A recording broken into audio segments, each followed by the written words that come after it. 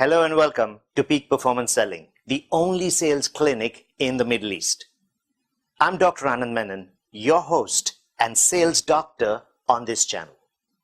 Now, as you go through this channel, if you like some of the videos that you see here, I would encourage you to hit the like button and share it with your friends on your social media platforms. You see, I'm a firm believer that those who know have the moral responsibility to share with those who don't. So let's become ambassadors of knowledge and share what we learn with our friends. And I want to thank you in advance for doing that. On this video, I want to ask you a very powerful question. It's a simple question, but it's a powerful question. Let's say you met someone in an elevator, or at a dinner party, or at a networking event, and they asked you this question: what do you do? How do you respond to that question? You see, the question is a very simple one, but I'm sure you encounter it on a daily basis. But the question, while it is simple, is still powerful because it's a moment of leverage. What you say in response to that question can open doors to business and channels for you in the future. But not many salespeople give a lot of thought to what they say. I mean, I have met so many salespeople and I always ask them the same question. So what do you do? And I get answers like, I'm a real estate investment advisor. And that's a boring answer. Or I'm a wealth management banker. Or I'm a customer relationship service executive. These are boring answers. And honestly, tell me this. If you have a boring introduction, I'm into sales, do you expect someone to want to even continue a conversation with you? So you need to think about your introductions. And you need to have 3 or 4 different kinds of introductions. Let me tell you why. You need to have a 5-second introduction. When you bump into someone in an elevator, you have to grab their attention in about 5 seconds. You need to have a 15 to 20-second introduction. You can have a 1-minute introduction if you're doing a presentation, if it is a half an hour, 45-minute presentation. But you need to work on your introductions. And there are some keys that I will share with you today on how to create an introduction.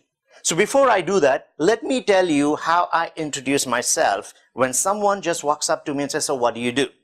So I'll give you 2 different introductions. We'll analyze and break it down later when I give you the 5 keys to a good introduction. So let's say I'm in an elevator and someone walks up to me and says, what do you do? Here's my reply. Well, we look after the goose that lays your golden eggs. Now, what do you think someone's going to say to an introduction like that? Let me give you a second kind. I'll repeat this one. So if someone asks me in an elevator, what do you do? I say, well, we take care of the goose that lays your golden eggs. Then there's another introduction I use, which is slightly longer. It depends on if it's in a network meeting or I'm at a dinner or I have time with someone, I use this. So someone asks me, say at a network meeting, what do you do? I say, we create the ROI that influences your ROI. In other words, we develop return on intelligence that will impact your return on investment. Now, let's look at why something like this becomes effective. You see, what's the purpose of the introduction? If you're thinking the purpose of the introduction is to tell people what you do, you're wrong. The purpose of the introduction is to get them to be curious, to engage in a conversation with you. You will tell them what you do, but you will tell it in a manner that captures their imagination, right? So now, let me give you the 5 keys to creating a good intro, and then you can work out one for yourself. So the first key is it should be imaginative or interesting. We take care of the goose that lays your golden eggs. You see, the natural reaction to that is, what do you mean? Or, how do you do that? That's perfect. I want that kind of an introduction or that kind of a reaction because that allows me to engage in a conversation. Then I can ask a second question. Before I show you how we take care of your goose, may I ask you a question or 2? So you see, I can lock the client into a conversation. Another way of doing that would be, well, happy to share that with you. How much time do we have? And I know at that point, based on his answer, what do I want to say, or do I want to lock in and give him an invitation for a coffee for a meeting later? But the key here is to create an introduction that's interesting or imaginative. We develop the return on intelligence that will impact your return on investment. And that gets people to think. I don't tell them I'm into training, I'm into management consultancy, I'm into leadership development. That's all boring. That's all standard stuff. There's 2,000 other trainers in Dubai alone who are saying that. How am I going to stand out if I'm going to have the same kind of introduction? So the first key is it should be interesting or intriguing or imaginative. The second key is it should be need-centric. What I hear salespeople usually say is, when I ask them this question, what do? They talk about their company. They talk about their job. They talk about their description. I'm into sales. I sell this. I do that. And that is not going to attract anybody. Nobody cares about what you do. All they care about is what can you do for me.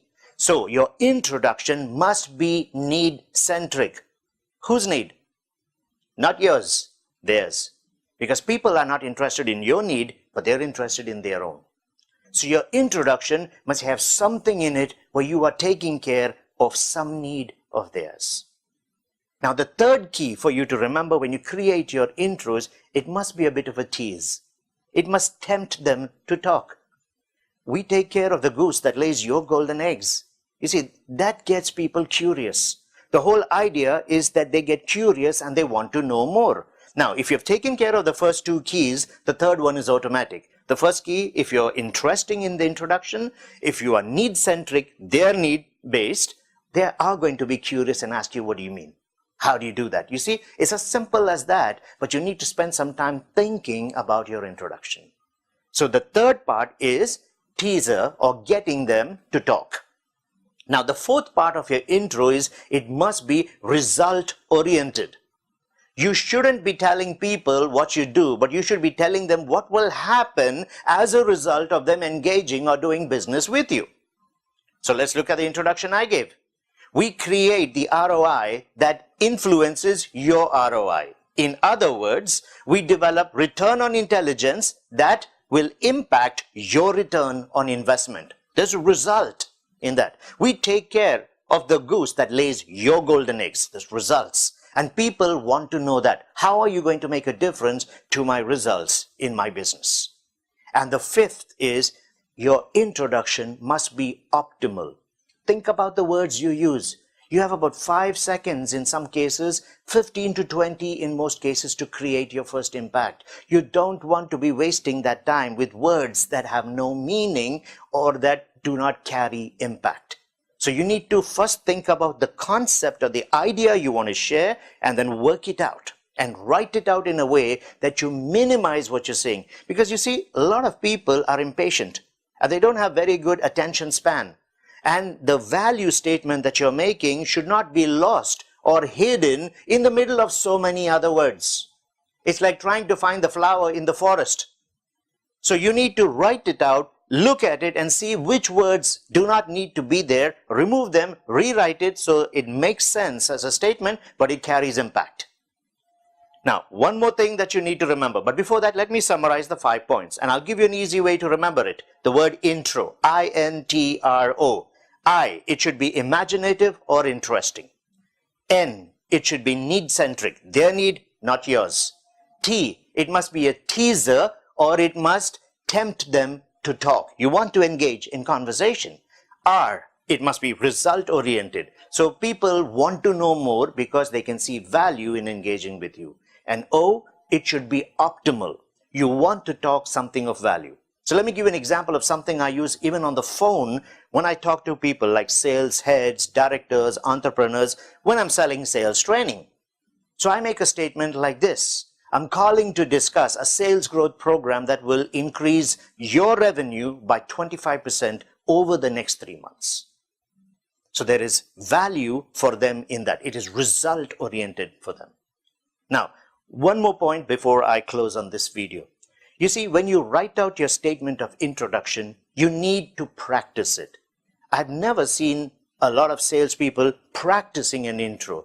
They pick up the phone, they make the call, and then they say the first thing that comes to head. You see, the danger with that is you have not thought about value in what you're saying. You're wasting precious time. And don't forget, you've called someone in the middle of their day. They have no clue who you are. They have absolutely no trust with you or relationship with you. Why would you expect them to talk to you? Is it any wonder people will tell you, I'm not interested or I'm busy right now? We're always busy when someone who lacks interest or lacks capturing our attention is on the other end of the phone. So you need to write your statement first, practice it a few times, say it aloud 50 times, 100 times. It's one line. We spend so much of time gossiping all day. Take 10 minutes and you will do it 100 times in 10 minutes. But what's going to happen is after you've said it the 10th and the 11th and the 12th time, it is going to move from your conscious mind into your subconscious mind. You see, at first when you're making the statement, you're concentrating on the words. And that's because it's new behavior.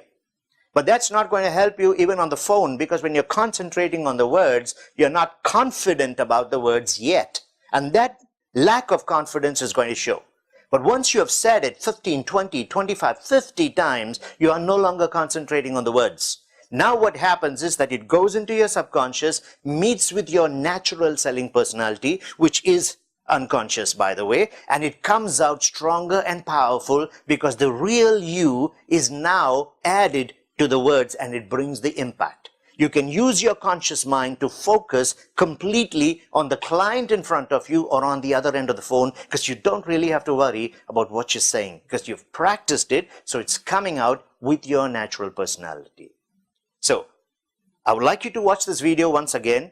Bear in mind the 5 keys that I gave you and write your own introduction and go out and close more deals. Happy selling.